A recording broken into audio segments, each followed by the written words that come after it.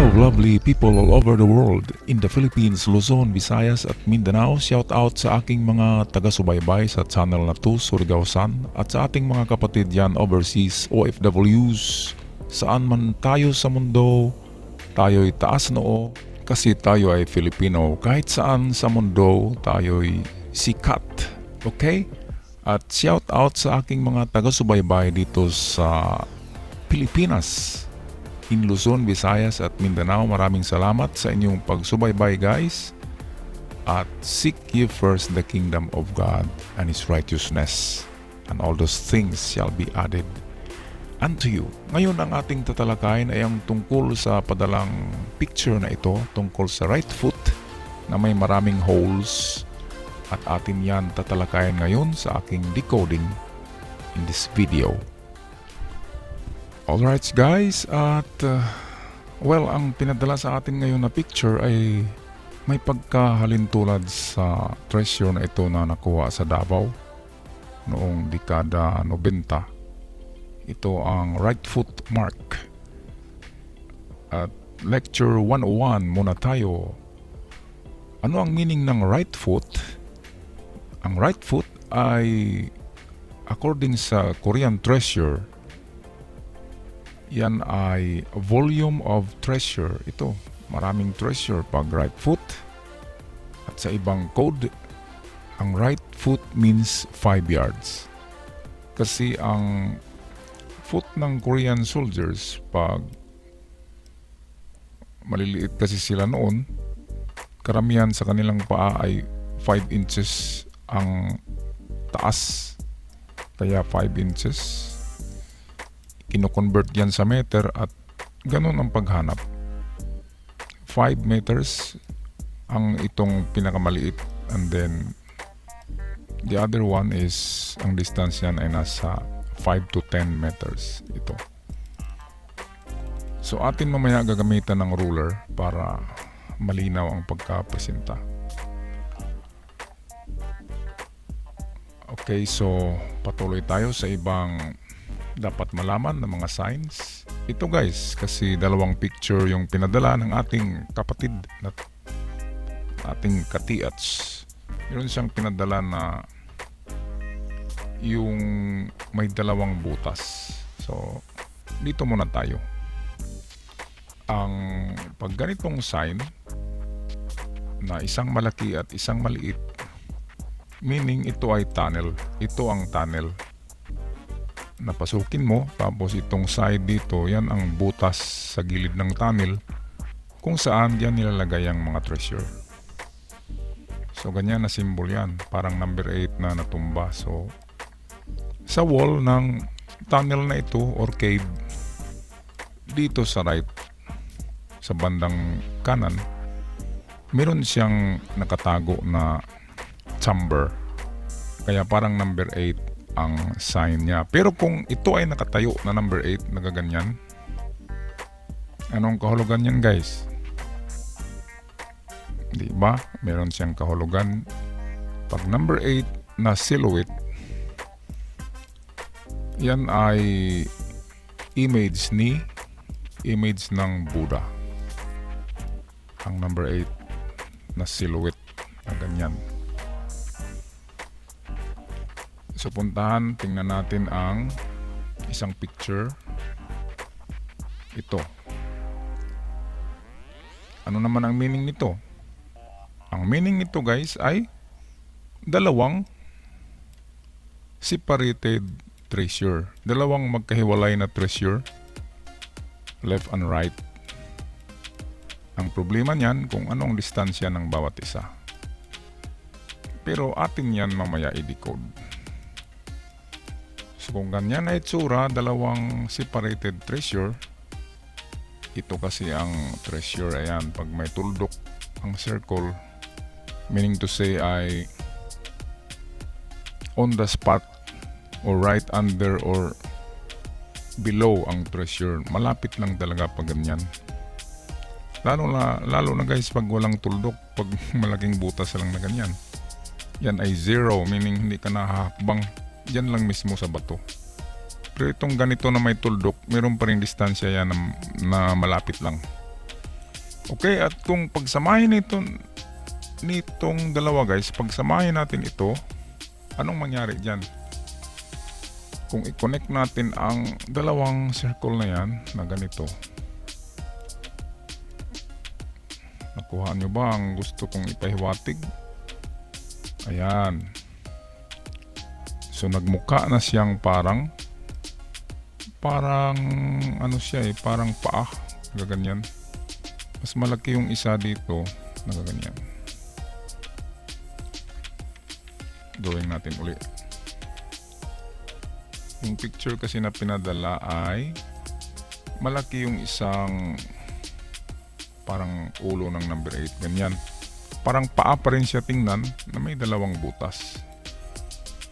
Ayan, so ang meaning ay two separated treasure in separate ways, right and left. Ngayon, ang ating i-decode mamaya ay ang distansya niyan, kung anong distance sa paghukay ng ganyang klaseng signs. Alright guys, at umpisahan natin ang pag-decode sa right foot. At ano ang ibig sabihin ng right foot? Meaning there is a volume of treasure. Volume, marami. At kung nakita nyo, yung mga holes dyan na nakita nyo, yan ay nag-represent ng mga treasures in small and big deposit. Ito guys, ito yung pinakamaliit, meaning medyo small box lang dyan. Ito ang pangalawa. So lagyan natin ng mga numbers. 1, treasure 2. Ito yung treasure 3. Ito yung pinakamalaki, treasure 4. Ilagay natin. Okay. Ngayon, ano bang standard distance pag walang finger toes ang paa? Yan. Wala yung mga daliri ng paa. Ganyan. Wala. So kung wala yan, ang meaning to say ay sukatin natin ang paa. Ito. Papunta rito kung ilang inches yan. Ngayon, sa standard na measurement ng treasure code, ang paa na ganyan ay 5 meters daw ang distance ng mga ito. So yan ay 5. Ito rin ay 5. Ang pinakauna. At yung pangalawa naman, ito 5 din to. At ang pangalawa, yan ay another distance. At atin yan i-explain maya-maya. Okay, at kung hindi makuha guys sa 5 meters ang unang hukay, kung wala tayong nakita na palatandaan, tulad ng mga basag na bato, na baso, basag na botelya, mga putol-putol na kahoy, putol na kawayan, mga nalalatang bagay na galing sa ibabaw. Pag wala yan sa 2 meters na test dig, huwag kayo magpatuloy at adjust ng hukay. Okay, plus or minus lang yan sa 5 meters. Pwedeng 7 meters or 8. So plus or minus, pwedeng 4 meters. Pero 5 meters ang pinaka-unang distance niyan. Ngayon, kung gamitin natin ang ruler, ito, sukatin natin ang paa. Ang paa ay ito, kung nakita nyo guys, nasa 7 inches siya. Ayan.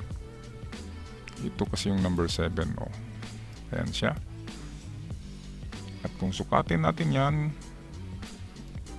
galing doon sa bottom at sa ibabaw ng paa, dito sa harap ng paa, yan ay 7 meters. Kasi 7 inches siya, di ba? So 7 inches. Tabi muna natin yan. So 7 inches is equals to balik tayo. 7 inches equals to 7 meters.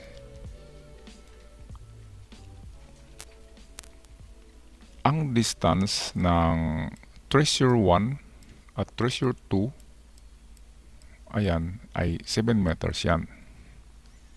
Yan ay nakuha natin kanina sa pagsukat natin itong paa. Ayan. Pero kung hindi natin sukatin, kung diretso ka agad tayo, pwedeng mag-start lang tayo sa standard niya na measurement na 5 meters ang paa.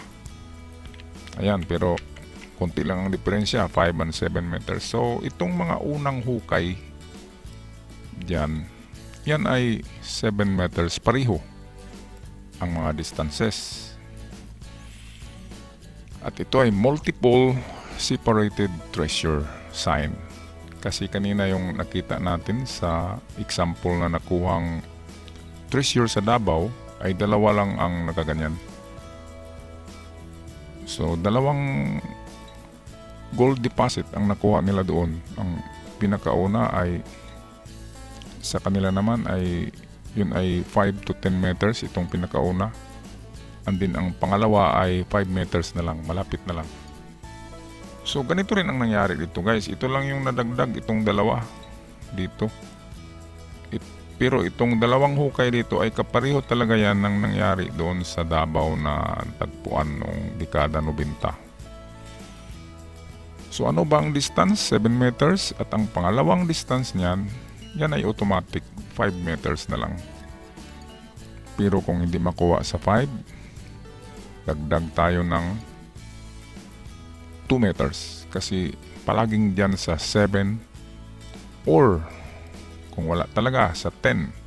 Yang tatlong distances na yan, yan talaga ang mga standard distances ng mga paghukay galing sa marker na foot na paa. So ito na guys, nakuha na natin itong unahin natin sa aking advice sa inyo guys, unahin talaga yung maliit na treasure, yung maliit na deposit, kasi ang iba sa atin inuuna yung malaki. Sa malaki kasi mahirap doon, dito tayo sa madali, sa maliliit, kasi ang maliliit ay mababaw lang. Yan ay nag-start lamang sa 2 meters, pinakamalalim ay 7. So anong gawin para hindi tayo mapagod, hindi masayang ang oras, pera at salapi? Ay palaging mag-test dig palagi ng 2 meters. At pag walang 2 meters, walang makikita sa 2 meters na mga yung sinabi ko na mga bagay galing sa ibabaw, plato, baso, botelya, kahoy, uling, charcoal, black soil. Pag walang mga ganyan, mga seashells, mga durog na bato, pag walang ganyan, ay adjust kaagad tayo ng hukay. Huwag ipagpatuloy pag tulad ng kaibigan ko doon sa, hindi ko lang sabihin kung saan na lugar, umabot na sila ng 20 meters ang paghukay. Nakuha na nga nila yung mga kung pinakabuhangin na sea level na, buhangin na sa dagat yung nakuha galing doon sa ibabaw ng bundok, kasi napakalalim na talaga. Wala na yun, kaya wala talaga, hanggang ngayon wala silang nakuha kasi walang palatandaan, kaya wag magpatuloy. Ngayon guys, paano ba natin malaman kung saan tayo mag-umpisa para kunin natin ang 7 meters na distance? Dito sa center ng paa. Dito tayo, lagyan natin ng X ang center ng paa. At dyan tayo para malaman natin ang direksyon kung saan ito nabutas. Kasi ang butas na ito ay doon naman yan sa unahan dito, di ba? Sa 7 meters. So, lagyan natin ng center yan, ang mga holes. Lagyan natin ng X center. Ayan, may mga center na yan. Parang hindi makita. Lagyan natin ng green. Ulit, gawa tayo ng mga center lines para matukoy natin ang direksyon ng mga holes na yan sa actual. Kasi ito ay parang stone map lang yan, layout lang yan, na pinaliit ng times 50, at pag pinalaki natin yan ay lalayo na yan. Malayong distansya na ang bawat circle na yan. Okay, ito guys, tamahaan natin yan ng straight line dyan. At magbilang tayo. Ilang meters ba yun guys? 5 ang standard. Ngunit sa ating ruler, naging 7 siya. So, stop tayo sa 5. Hukay tayo dito ng 2 meters test dig. At kung wala, doon tayo sa 7. Kung anong sukat ng paa. Kaya sukatin nyo guys itong paa na actual. Diyan sa area nyo, sukatin nyo ng ruler para makuha nyo ang exact distance. Ito naman, para matukoy natin to na papunta talaga siya doon, dito rin tayo mag-start sa tinatawag na vanishing point. Kung sa architecture pa yan, that is vanishing point. Papunta doon. Ayan. So kung dito yung 5 meters, okay tayo. Kung wala, dito tayo sa 7. Dagdag ng 2 meters. Ayan. Test dig, 2 meters pa rin. Ito naman guys. So dito pa rin sa center, tatamaan yan. Ayan. So 7 meters tong una. So example, ito yung 7 meters or 5. At yung pangalawang circle, ito, yan ay 5 meters na lang to 10 galing sa ito. So dagdag tayo ng 5 meters or 10 sa pangalawang hukay para makita yung deposit na ito. Itong nasa pinakadulo, yan ay malaking deposit din. So ito ay dito yan matagpuan, which is galing dito sa pangalawa na ito yun. Sa actual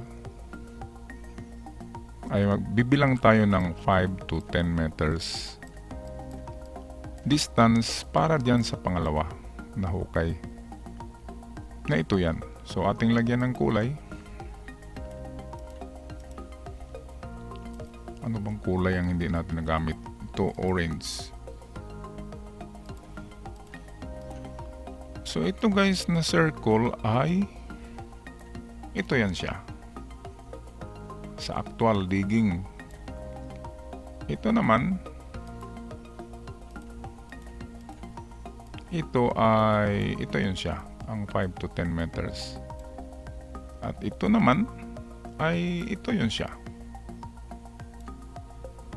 Yan ay 5 or 7 meters na distance. Ito rin ganun din, 5 adjust sa 7, ito siya. At ang paghukay sa kanya ay dito sa ika 5 to 7 meters. Kung wala sa 5, adjust dito. Okay? So sana ay malinaw at laging tandaan natin yung mga standards na measurement at yung test dig na 2 meters na napaka-importante yan para hindi tayo mapagod, para hindi tayo mag-aksaya ng energy. Okay, at puntahan natin ang pangalawang sign guys. Alright, nandito na tayo guys sa ating pangalawang picture na pinadala ng ating ka-TH. Hindi ko kasi alam kung magkatabi lang ang sign ng mga ito at yung kanina. At ang akin lang, iniisa-isa ko lang. Baka kasi magkahiwalayan or malayo yung isa. Meaning to say, yung lugar na yan ay there are multiple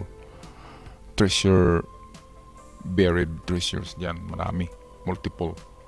Itong pag ganito guys, na ganyan, may circle tapos may dot pa sa gitna. Yan ay treasure below or on the spot. Treasure below or treasure on the spot. Nandyan talaga yan, spot. Malapit lang or below or nasa harap niya. Ayan. So ang paghukay ng treasure ay hindi lang guys isang area lang. There are always 3 ways or more than 3 ways na mga distansya na ating i-adjust yung hukay natin. Kasi hindi talaga tatamaan yan, lalo na pag yung hukay natin ay maliit lang ang diameter. Kailangan isang isang dupa, isang fathom sa English. Isang dipa. Okay. So ang meaning nito guys ay there are 2 treasures separated. Ang meaning ng sign na ito ay ito yung gitna niya. At meron siyang 2 treasure separated somewhere papunta doon. Ang isa naman ay papunta the other way or the opposite way. So ganyan. Ngayon ang hindi natin alam ang distansya niyan. Ano nga ba ang distansya niyan? Ngayon, doon naman tayo punta sa ating ruler. Kasi parang footmark kasi yan. Kasi gagamitan natin ng footmark na style of decoding. Nagagamit tayo ng ratio. So example dito guys ay makita natin na 12 inches tong ruler eh. At ang sukat niyan ay sumubra sa 12. Atin na lang gawing eksaktong 12. Ayan. Para hindi tayo mahirapan. So itong isang side dito guys ay meron siyang kalahati ng 12 ay 6. So 6 inches is equals to 6 meters. So galing dito sa gitna guys. Ayan. Kunin na natin yung ruler. So galing sa gitna, gawa tayo ng center point. Dito tayo mag-measure, itama natin dyan dito sa dot, sa gitna, at pupunta tayo dyan sa layo na 6 meters. Ayan. Yan, ang 6 meters na yan ay estimated distance lang lamang yan. Pwede tayo mag-adjust dyan ng 5 or 7 meters. So 6 meters, dyan tayo maghukay. Again, 2 meters test dig. At pag may makita tayo ng palatandaan, mga basag na plato, botelya, kahoy, uling, black soil, pag mayroong ganyan sa 2 meters, mga buto ng hayop o tao, pag mayroong ganyan, mayroong treasure below. So doon natin ipagpatuloy ang hukay. At pag walang makita, wag ipagpatuloy, adjust tayo ng 1 meter advance, 1 meter na atras. Okay, dito naman tayo sa kabila. Sa pangalawang treasure. Ganyan naman tayo diyan ng 6 meters. At kung wala naman sa 6 meters, adjust tayo 5 at 7 dito. So atras tayo dito at advance ng 1 meter. So meron tayong 5 meters, 6 meters, 7 meters na hole na itest dig natin ng 2 meters.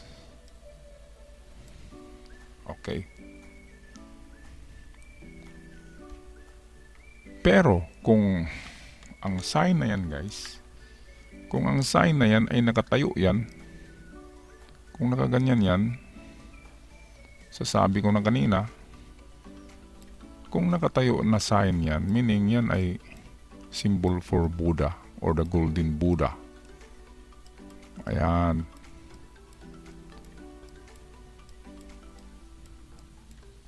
Sign for Golden Buddha pag nakatayo. Pero kasi yan ay nakahiga, meaning to say, two separated treasure in opposite direction. So ganyan lang guys. At aking paalala lang ay ito ay akin lang naman opinion base sa libro ng aking father at sa iba pang treasure sign na tinitingnan ko ay akin silang sabi ko na tagpi-tagpi para makabuo ako ng sariling decoding. Pero meron akong basihan yan. Pero hindi 100% yan lamang ay sa tingin ko mga 5 to 10% lang of the total solution. Kaya dagdagan nyo na lang guys. Alam ko naman na meron din kayong kaalaman dyan at magaling din kayo. Kaya dagdagan nyo na lang. 2 heads or 3 heads is better than 1 head. Okay? So kung marami tayo na magtulong-tulong niyan, isa na ako dyan at isa pa yung iba. Pwede rin kayo magtanong doon sa ibang decoder. I-combine nyo yung pag-analyze at mayroong lalabas na isang solusyon na maganda. Okay, at time for me to go. Huwag kalimutang ating kasabihan na no retreat, no surrender, sabi ni Jean-Claude Van Damme. At sabi ko naman ay don't stop chasing for your golden dreams. At sabi naman sa Biblia na seek ye first the kingdom of God. Bago niya ibigay sa atin ang magandang buhay ay kingdom of God muna and His righteousness. Ako'y magpaalam na guys. Maraming salamat sa inyong panunood at pagtangkilik at pagsuporta sa aking channel. Be safe in treasure hunting and ciao for now.